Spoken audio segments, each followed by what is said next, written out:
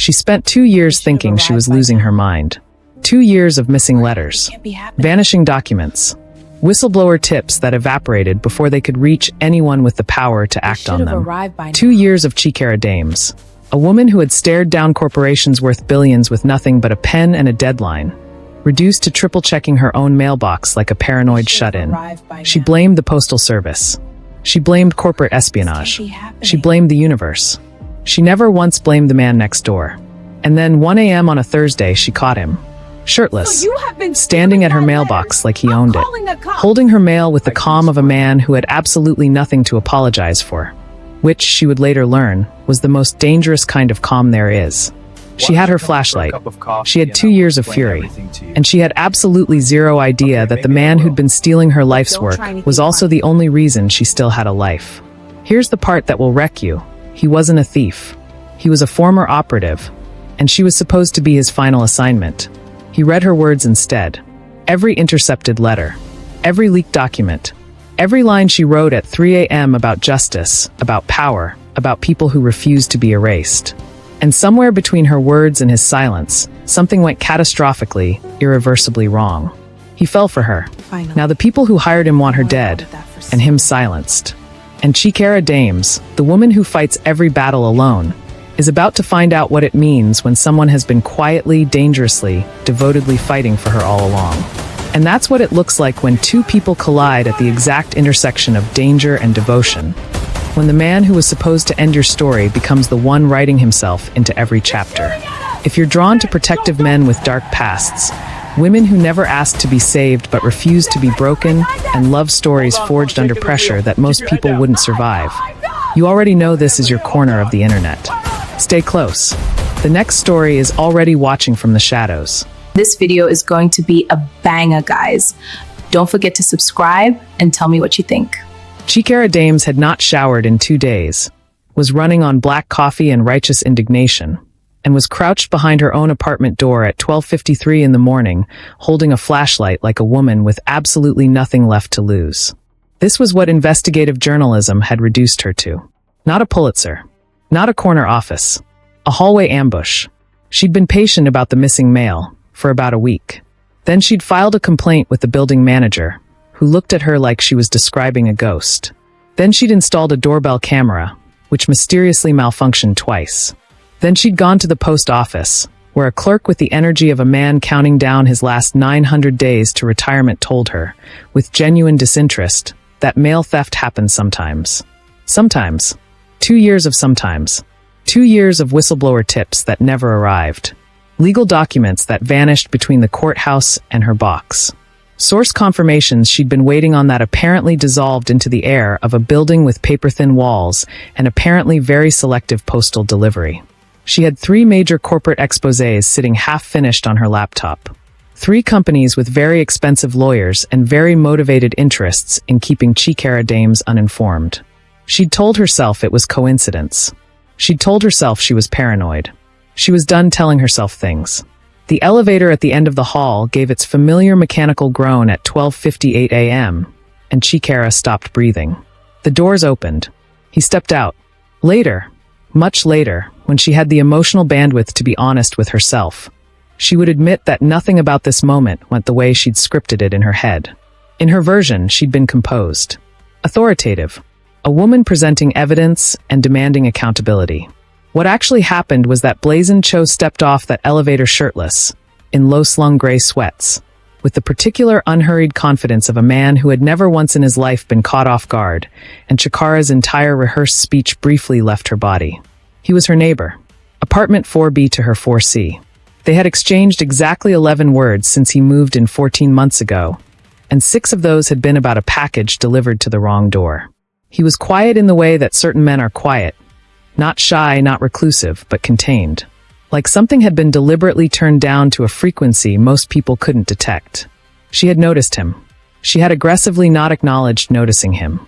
Now he was standing at her mailbox at 1 in the morning, pulling out a thick envelope she immediately recognized. The return address from a federal source she'd been waiting on for 6 weeks, and tucking it under his arm with the unbothered ease of a man collecting his own newspaper. Chikara stepped out of her doorway. she said, her voice impressively steady for someone whose heart had just relocated to her throat, "is my mail." Blazen Cho turned around slowly. Not startled. Not guilty. He looked at her the way you look at something you've been expecting, with a kind of tired, reluctant recognition that made absolutely no sense given that she was the one who'd just caught him in the act. He looked at the envelope, then back at her. "I know," he said. 2 words. Calm as still water over something deep and cold. The flashlight in Chikara's hand was suddenly feeling very necessary, and not for illumination purposes.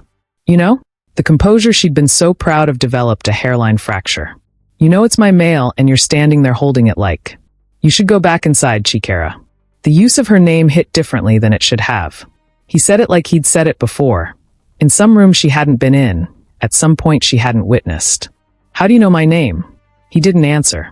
He just looked at her with those dark, unreadable eyes and the kind of patience that made her want to either scream or step closer. She had not yet decided which. Here is what 2 years of mail theft looks like when you finally lay it out on your kitchen floor at 2 in the morning. Ugly. It looks ugly and deliberate, and like something that should have frightened her sooner than it did. Chikara sat cross-legged among her reconstructed records.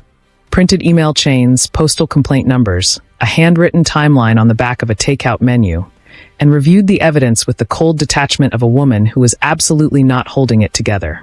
The pattern was precise. That was the part that kept catching in her chest like a splinter. Not random. Not opportunistic. Precise. Standard mail, bills, packages, the occasional jury duty summons she'd been perfectly happy to lose, arrived without issue. What disappeared was specific. Source communications. Legal filings. Anything connected to 3 particular investigations she'd been working quietly for the better part of 2 years. The Vantage Group piece. A pharmaceutical supply chain story that implicated 4 sitting board members and a distribution network with overseas shell companies. Gone. 2 certified letters from a former logistics director willing to go on record. The Meridian Harbor Exposé, a city waterfront development project with procurement irregularities that ran to 8 figures. Gone. A USB drive a source had mailed her directly, plus follow-up correspondence. And then there was the Callaway Group. The investigation she'd barely begun before the paper trail started going cold in her hands. Gone everything. Every single time, she'd assumed the worst of a postal system already operating on bureaucratic goodwill and spite. Every single time, she'd started over, rebuilt from secondary sources, found another way in.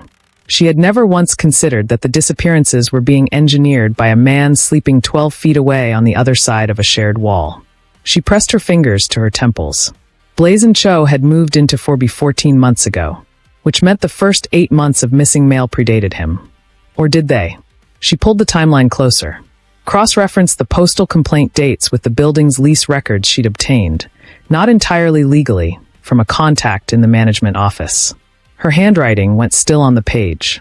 His first lease inquiry was filed 4 months before he signed. For months during which someone had been quietly, methodically mapping her correspondence. He hadn't moved in and then started stealing her mail. He'd moved in because of her mail. The knock on her door at 2:40 a.m. was 3 sharp raps, not aggressive, not tentative. Measured, like everything else about him. She didn't move for a full 10 seconds. Then she got up, stepped over the Vantage Group files, and opened the door without the chain because apparently her self-preservation instincts had simply clocked out for the evening. Blazen stood in the hallway. He'd put on a shirt, which felt like both a disappointment and a relief she had no intention of examining. He was holding her envelope. He extended it toward her with one hand, and with the other he held a small evidence bag, sealed, clinical, the kind you didn't just happen to have lying around, containing what appeared to be a thin strip of adhesive. "From the seal," he said. "Fentanyl derivative. Contact absorption. Whoever sent this wasn't trying to reach you, Chikara." A pause that landed like a stone in still water. "They were trying to end you." She looked at the evidence bag. She looked at him. "Who are you?" she asked. Her voice was remarkably quiet. The kind of quiet that lives on the other side of a very loud realization. Blazen's jaw tightened. The first real fracture in that impossible composure. Like the question cost him something he hadn't budgeted for. "Someone who's been trying to keep you alive," he said. "And someone who's running out of time to keep doing it quietly." Chikara Dames was a woman of principles. Discipline, journalistic integrity, and a deeply held personal code that included never, under any circumstances, making decisions with anything other than her brain. That was the story she was telling herself on Tuesday when she knocked on 4B's door, holding a hammer she did not need. "I think this is yours," she said when Blazen opened the door. It was in the hallway. He looked at the hammer, then at her. The faintest suggestion of something moved behind his eyes.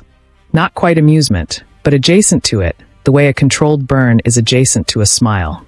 "I don't own a hammer," he said. "Well," she held it slightly higher. "Someone's does." He let her in. That was the thing about Blazen Cho that she had not anticipated and could not adequately explain to any reasonable person. He always let her in. Not warmly, not with the performative hospitality of someone trying to impress. He simply stepped aside, like her presence was something he'd already calculated for, already made room for, in some internal architecture she wasn't allowed to see. His apartment was immaculate in a way that felt less like cleanliness and more like discipline. Minimal furniture. No photographs. A kitchen that smelled faintly of coffee and something darker underneath. Gun oil, she realized later, with a feeling she refused to name.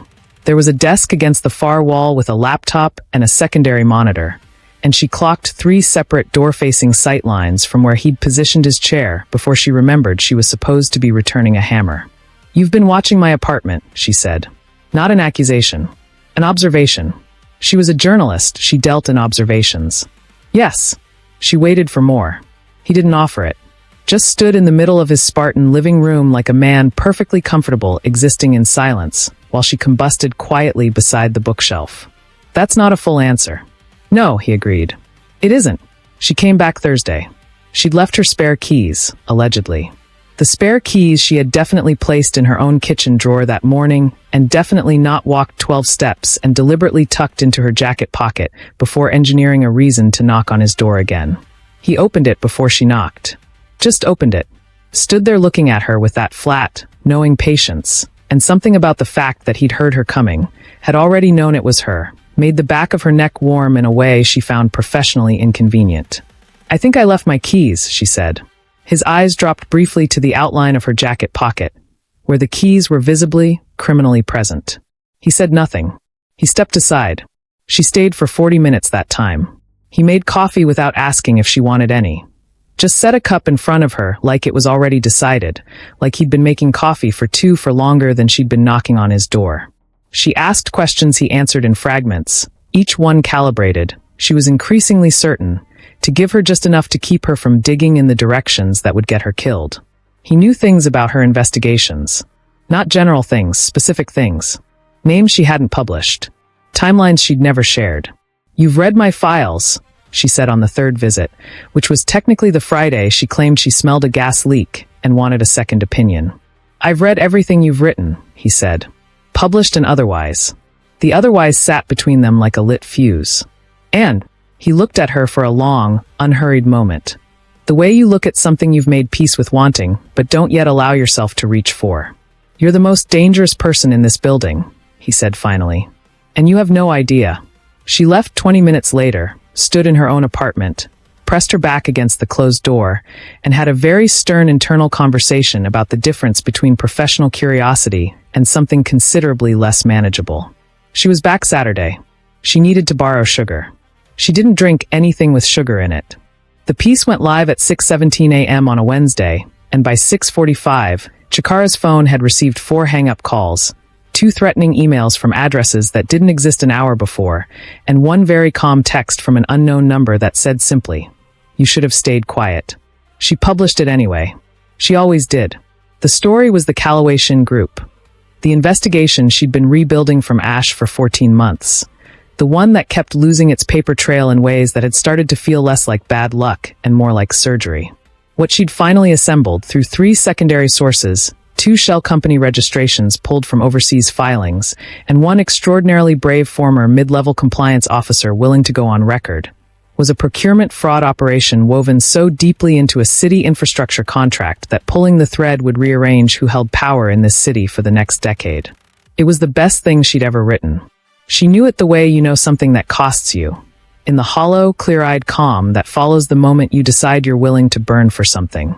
By 9 a.m., it had been picked up by 2 national outlets. By noon, the Callaway Shin Group's PR firm had issued a statement using the word defamatory 4 times in 2 paragraphs, which, in Chikara's professional experience, was a reliable indicator that every word she'd written was correct. By 2 p.m., a black sedan had been parked outside her building for 3 hours. She noticed it the way she noticed everything, peripherally catalogued, filed under threat assessment before the rational part of her brain had fully processed the instinct. She photographed the plates from her window, ran them through a contact at the DMV, got back an owner that was a Shell LLC registered in Delaware 18 months ago. She was reaching for her phone to call her editor when Blazen knocked. He didn't wait for her to answer. He had a key. When had he gotten a key, she would address that later. She would address that with significant volume later. And he came through her door with the focused energy of a man whose internal alarm system had been elevated for hours and was no longer willing to be subtle about it. "You published it," he said. It wasn't a question. It wasn't even an accusation.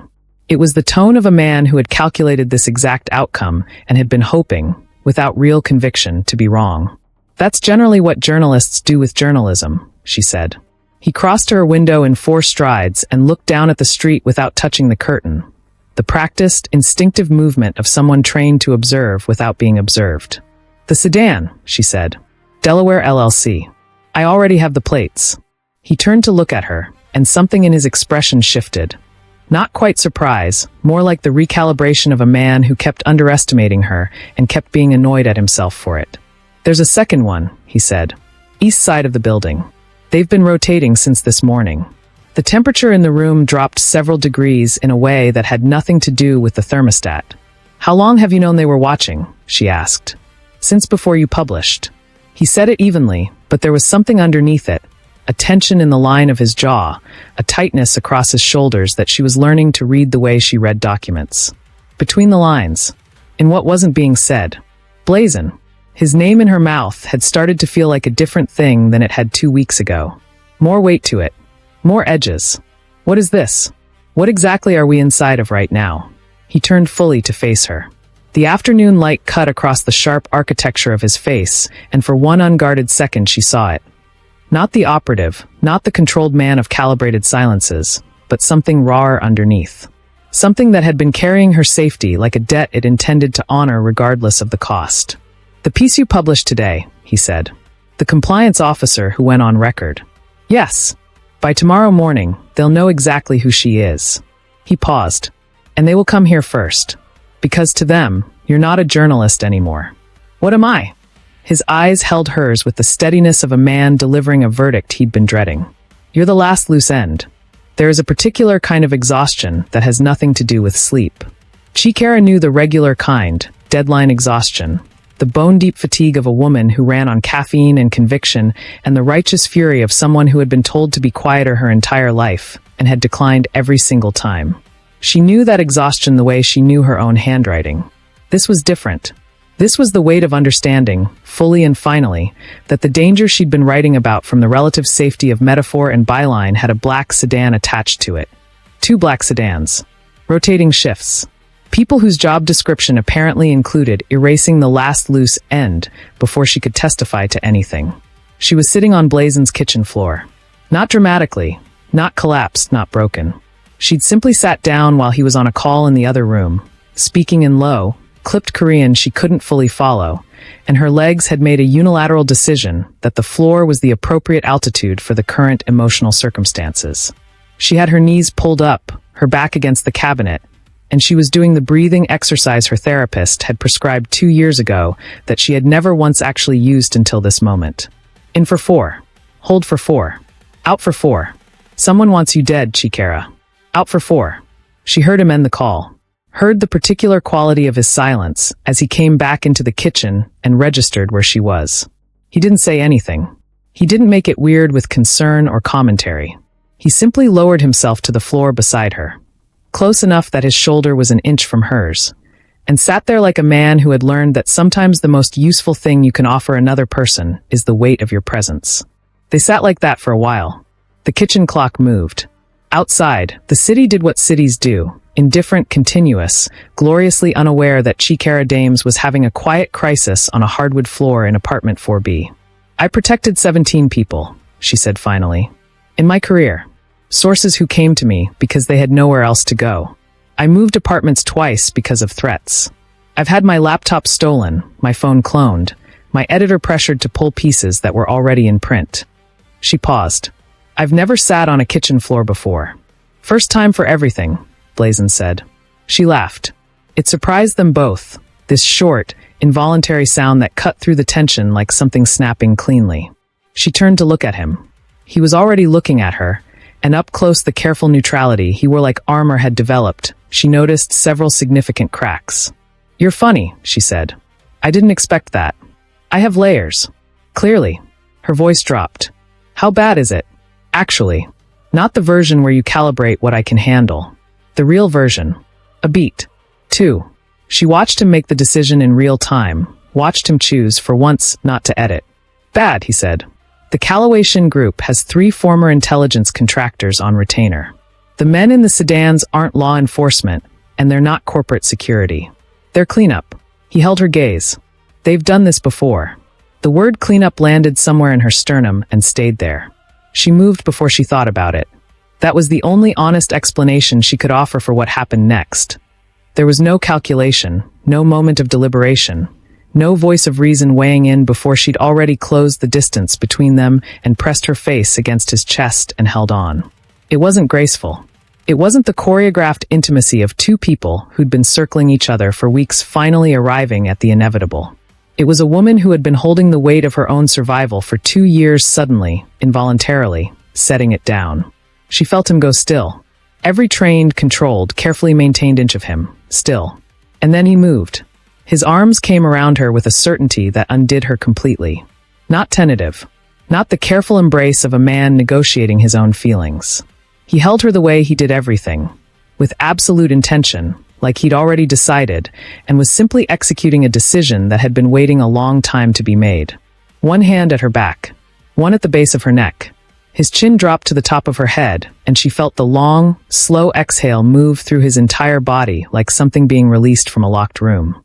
They stayed like that for longer than was strictly accidental. When she finally tilted her face up, his was already angled down, and the distance between them was no longer a distance at all. He kissed her the way she'd suspected he did everything, without performance, without preamble, with the full and undivided attention of a man who, when he finally decided to stop holding back, held nothing back at all. Slow at first, then with an urgency that tasted like 2 years of silence finally breaking open. Her fingers found the collar of his shirt.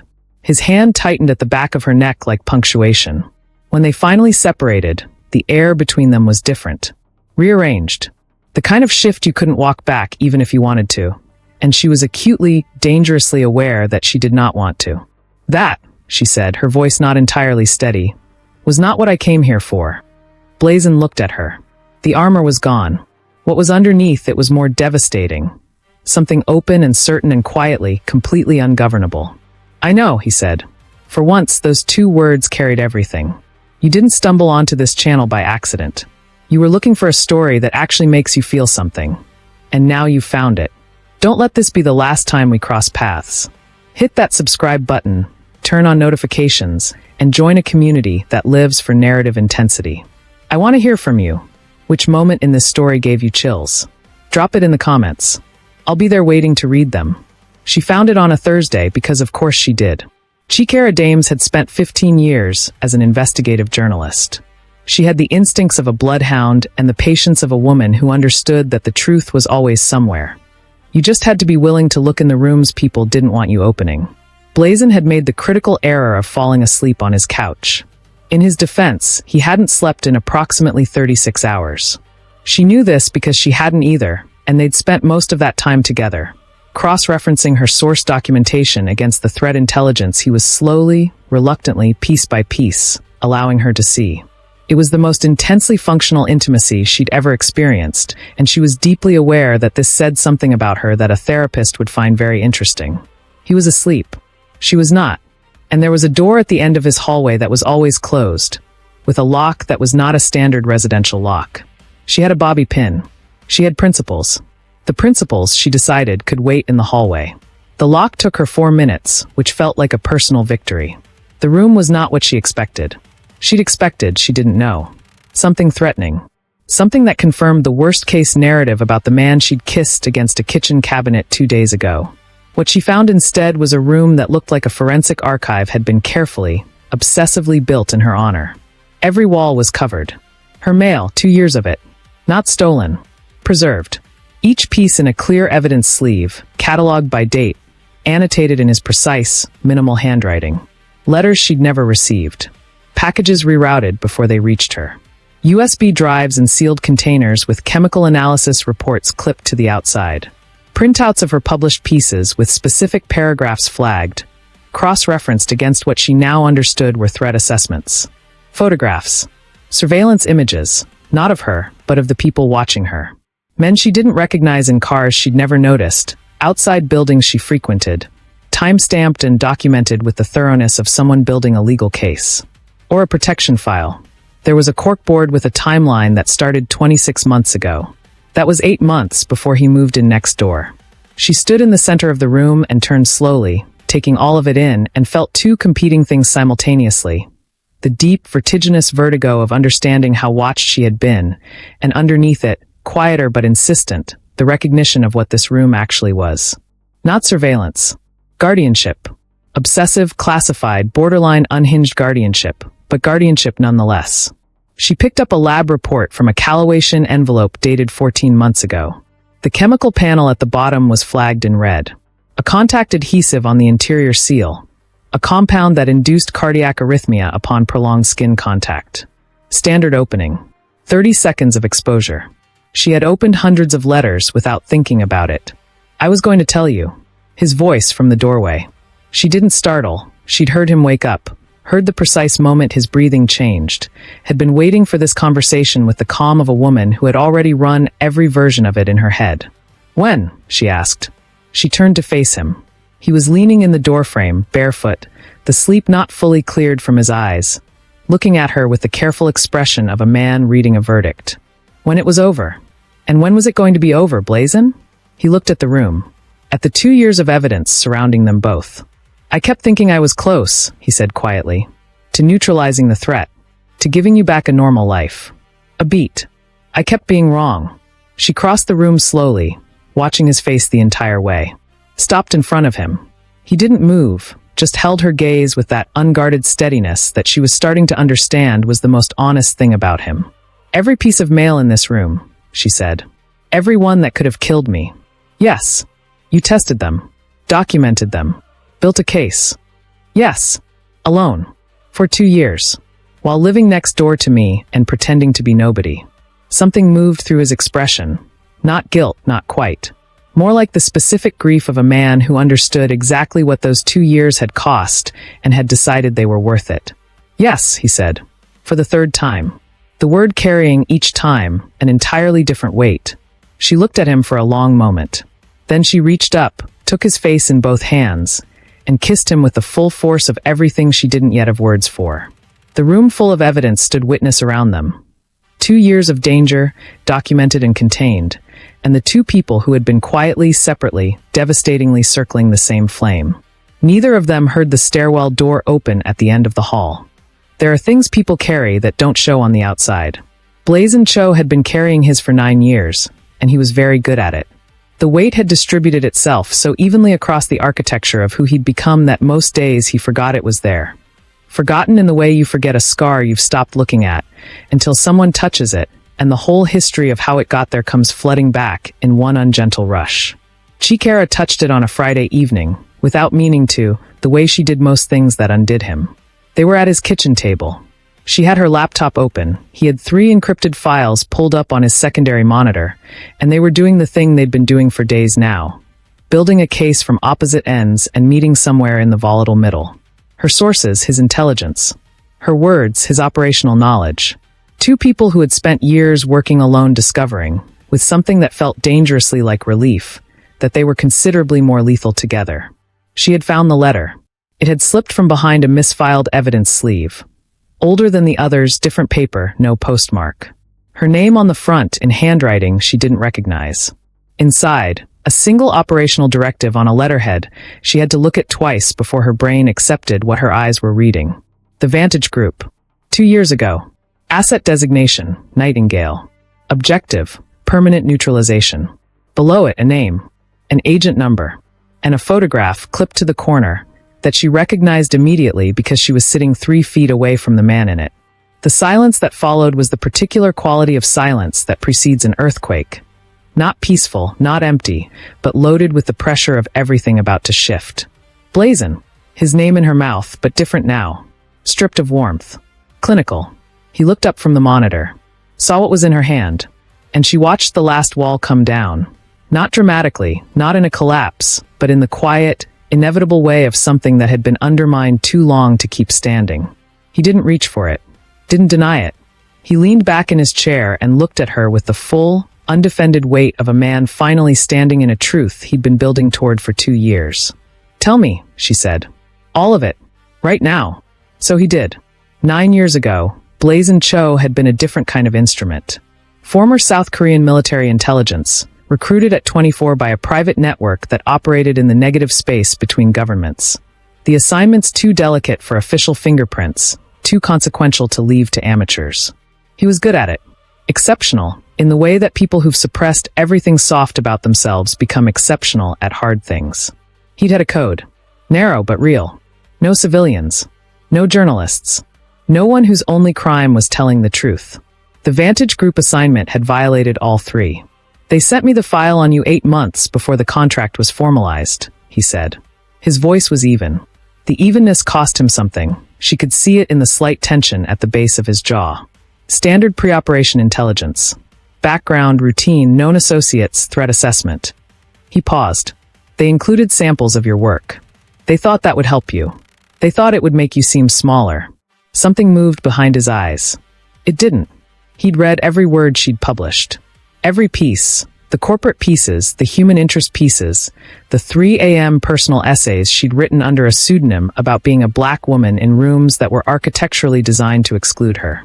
He'd read her like a man reading something he recognized. Like reading a language he'd thought was dead. He'd taken the assignment, signed the contract, moved into 4B, and then he'd done nothing except keep her alive. "The mail," she said.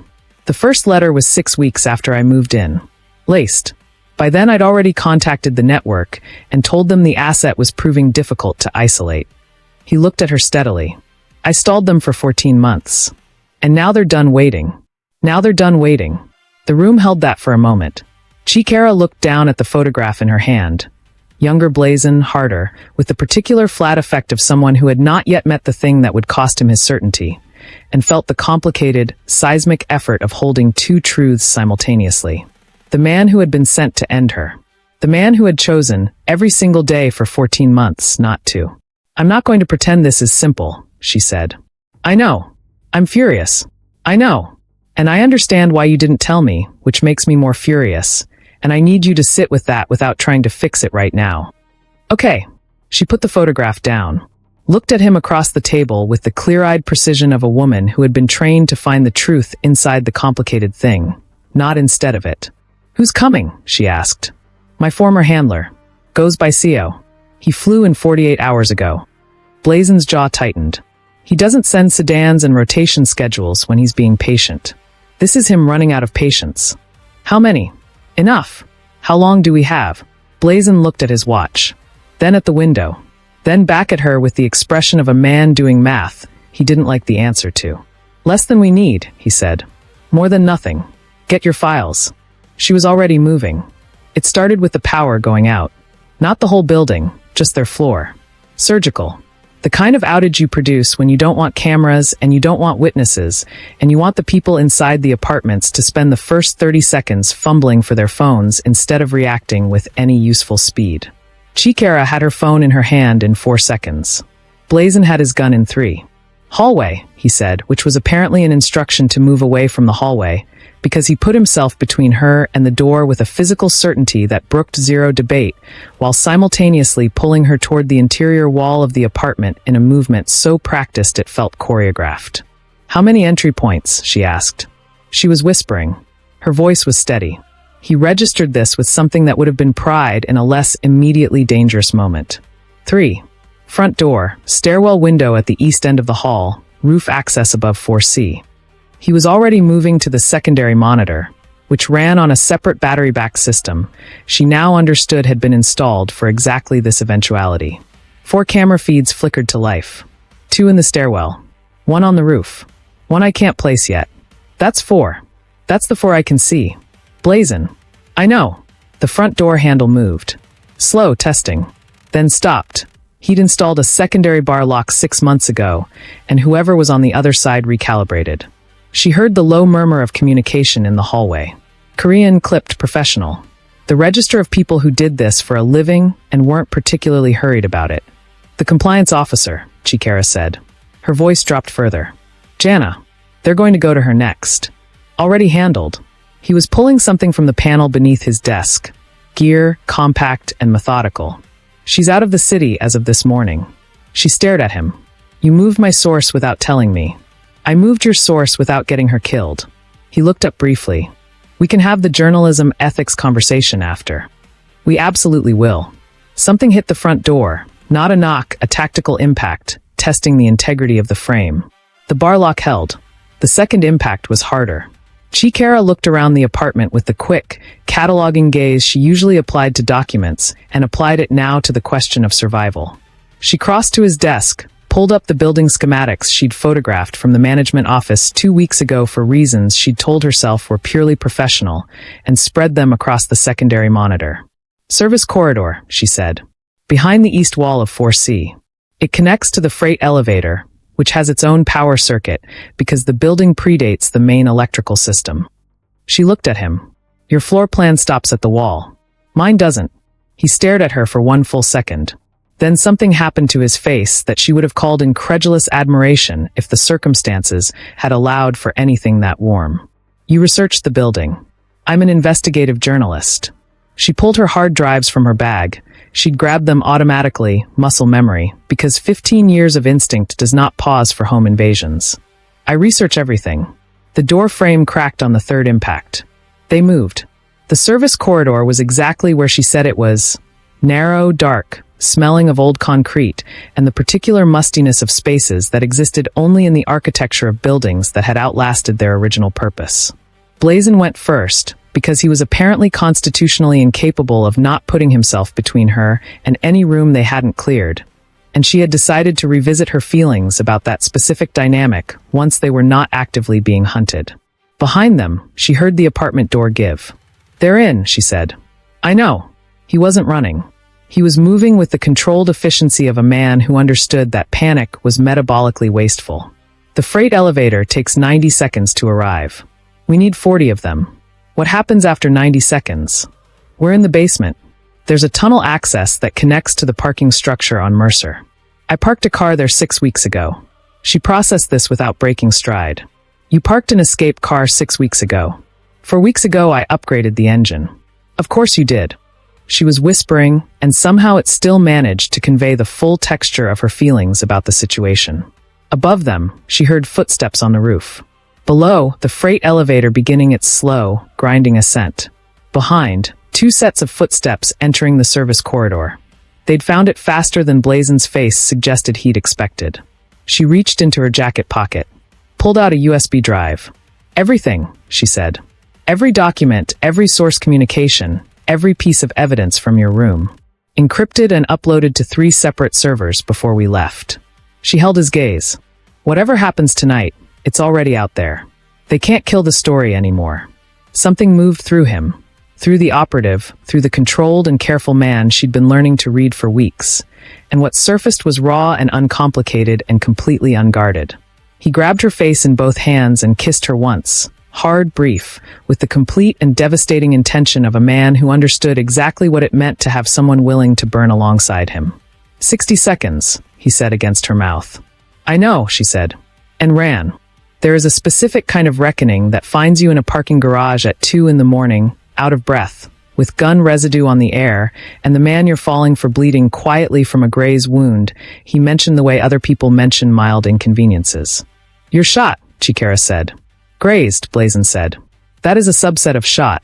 He was already moving toward the car, a gray sedan, unremarkable, the automotive equivalent of a man who had spent years being invisible.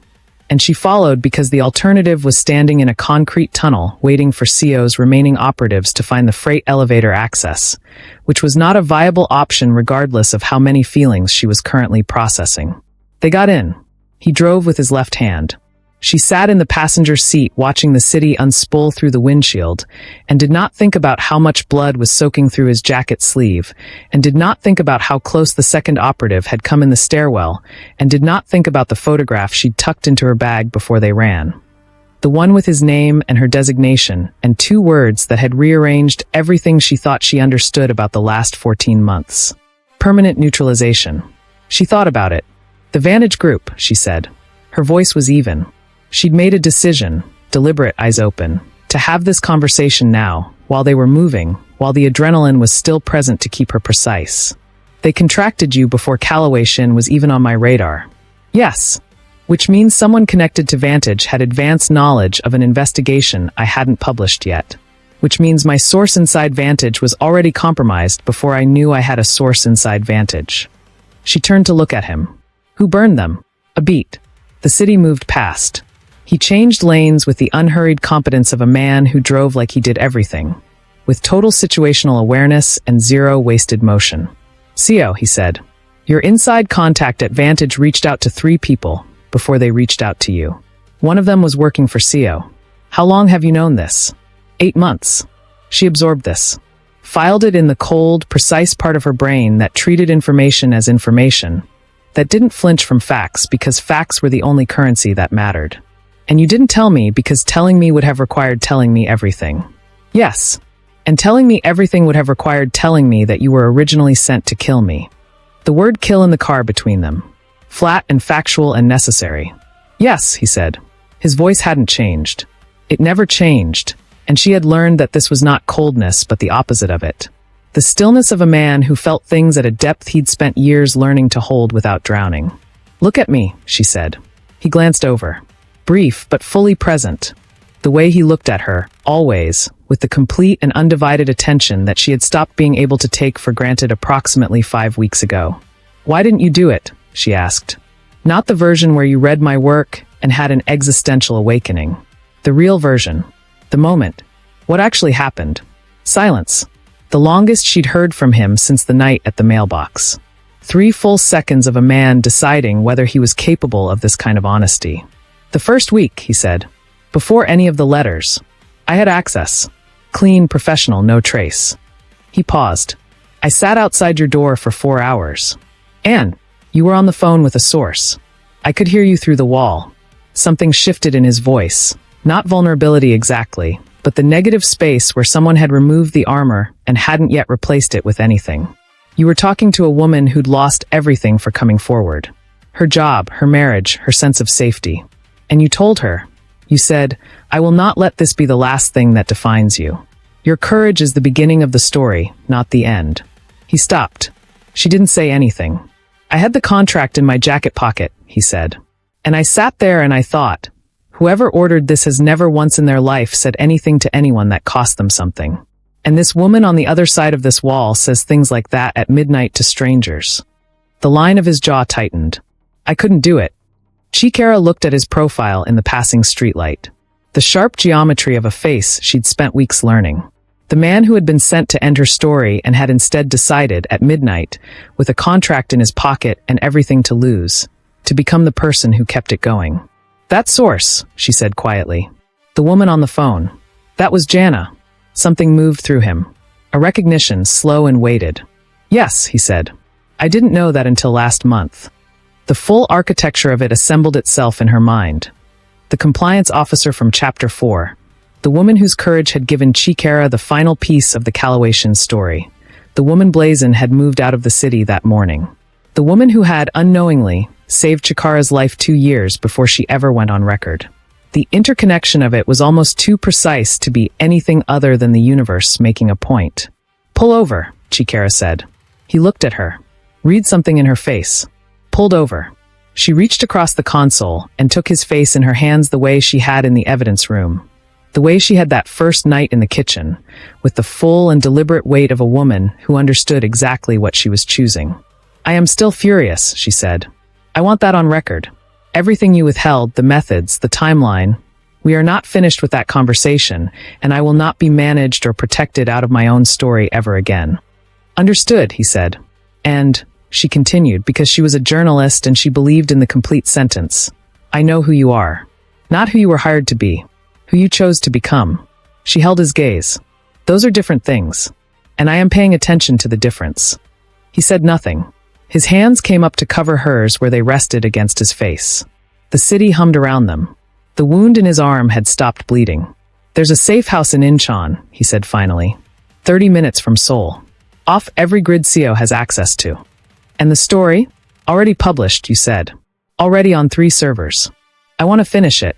Her voice was certain and calm and completely uncompromising. Everything. Vantage, Callaway Shin, the shell company's CO's network. All of it. With your operational intelligence as the backbone. She looked at him. This isn't just a corporate fraud story anymore. This is an international private intelligence network operating on domestic soil. This is the story. Something happened to his expression. Something that looked, under all the discipline and the caution, and the 9 years of carefully maintained distance from anything that required him to want something. Something that looked like hope. If we publish that, he said, we can't come back. I know. Everything changes. Everything already changed, she said. The night you didn't come through my door. He looked at her for a long moment. Then he put the car in drive. We'll need encrypted satellite uplink, he said. I have equipment in Incheon. I have 3 editors on speed dial in 2 countries and a source network that has been waiting 2 years for me to finish this. We'll need time. Then drive faster, she said. He almost smiled. It was the closest she'd seen him come, and it landed somewhere in her chest and took up residence with every intention of staying. Seoul arrived the way it always did for Chikara. Not gradually, not with the cinematic slow reveal of a city announcing itself, but all at once, as if the skyline had decided to simply appear and let you deal with the consequences. She had been here once before. An assignment for years ago, 3 days of meetings with a corporate accountability NGO and a connecting flight she'd almost missed. She'd looked at the Han River from a taxi window and thought, briefly, that it was one of the most quietly beautiful things she'd ever seen. And then she'd gone back to her notes and filed it under cities I should return to and never returned. She was returning. The safe house in Incheon was 40 minutes from Incheon Airport and exactly as off-grid as Blazen had promised. A converted upper floor of a building that appeared, from the street, to be a modest printing business, because Blazen Cho's idea of a hiding place was something that functioned as actual cover, rather than simply hoping nobody looked too carefully. The owner was a woman named Mrs. Park, 60-something.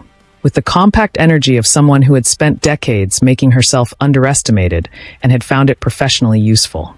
She took one look at Chikara, handed Blazen a medical kit, and said something in Korean that made him look, briefly, like a man being gently lectured by his mother. What did she say? Chikara asked. She said you look like trouble. She's not wrong. Mrs. Park, it turned out, made exceptional doenjang jjigae and had absolutely no interest in asking questions, which were the 2 qualities that made her, in Chikara's current assessment, the ideal human being. They had been in Incheon for 6 hours before Chikara set up her workstation. Blazen had his arm properly dressed by then.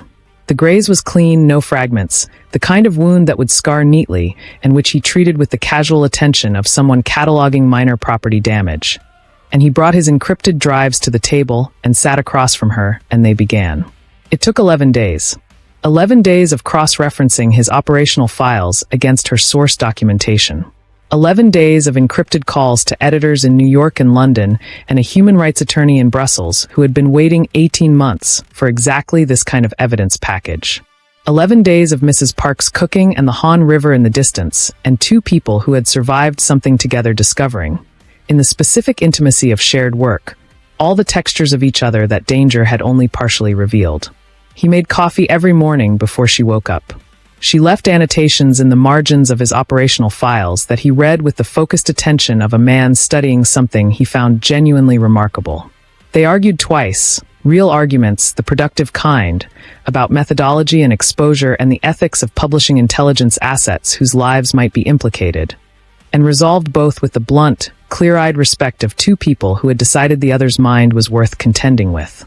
On the 4th night, she woke at 3 a.m. and found him at the window, watching the city with the particular stillness of a man whose nervous system had not yet been notified that the immediate crisis was over. She crossed the room and stood beside him without speaking. After a moment, his arm came around her shoulders. She leaned into it. "CO," she asked. "Interpol has the file. 48 hours, maybe less." A pause. "He'll know it was me. He'll know it was us," she corrected. He looked down at her. Something in his face. Not the operative, not the controlled and careful man, but the one underneath all of that. The one who had sat outside her door at midnight with a contract in his pocket and made the only choice that had ever really mattered. "The Vantage Group will fall first," he said. "When they fall, Callaway-Shin loses their primary protection. The shell companies unravel. The procurement fraud is exposed." He was talking through it the way she talked through stories. Assembling, sequencing, seeing the architecture. "The compliance officer. Jana," Chikara said. "Jana gets her testimony on record before anyone can stop it." He paused. "It's a good story. It's the best story," she said. "It's a network of private intelligence contractors operating as corporate enforcement across 3 continents. It's the story people have been trying to prevent for a decade." She tilted her face up toward his. "And it has a protagonist nobody saw coming. The activist. The operative," she said. "Who chose a side." His expression did the thing it had been doing more frequently over 11 days. The quiet, unguarded opening of a man slowly remembering how to be in a world where not everything was a threat. "What happens after it publishes?" he asked. "Everything changes," she said, using his own words back at him, because she was a writer and she believed in the echo, in the way the right words return at the right moment and mean something different the second time. "We can't go back to the building," he said. "I know. Your life looks completely different after this." "My life was never going back to what it was," she said. "Not after the first night. Not after the evidence room. Not after the parking garage." She held his gaze with the clear and unwavering directness that had made her dangerous to powerful men for 15 years and was making her something else entirely to this one. "I'm not trying to go back, Blazen. I'm trying to go forward. There's a difference." He was quiet for a moment. The city breathed outside. Seoul at 3 a.m., still moving, still lit, indifferent and beautiful and full of stories that hadn't been told yet. "I don't know how to do this," he said. "This." A gesture that encompassed the room, the work, her, all of it. Honest in the way he was only honest when he'd decided to stop performing competence. "The other thing I know. I've always known. This, I don't have a protocol for this." "Good," she said. "Neither do I. We'll write it as we go." He looked at her for a long moment.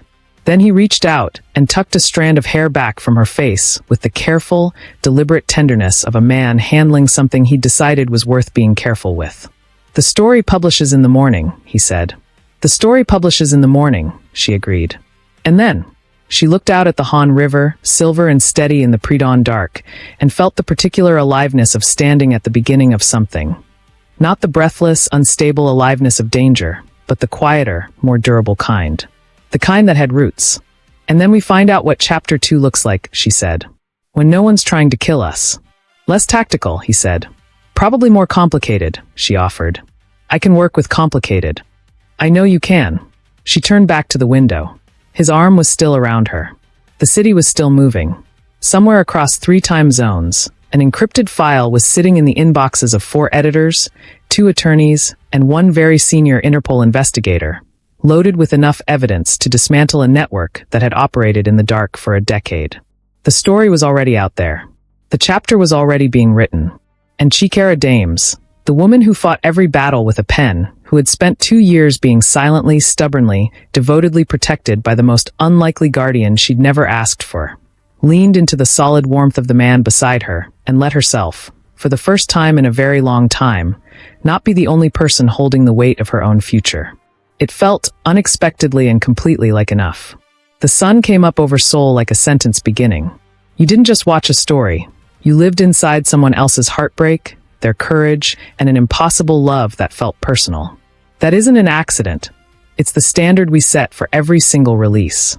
If you want to stay at the heart of stories like this, subscribe now so you never have to go searching for us again. Hit the notification bell so we come directly to you. I want to hear from you in the comments. Where in the world are you watching from? And did you see that ending coming? Tell me, because I need to know if I have to work even harder to surprise you next time.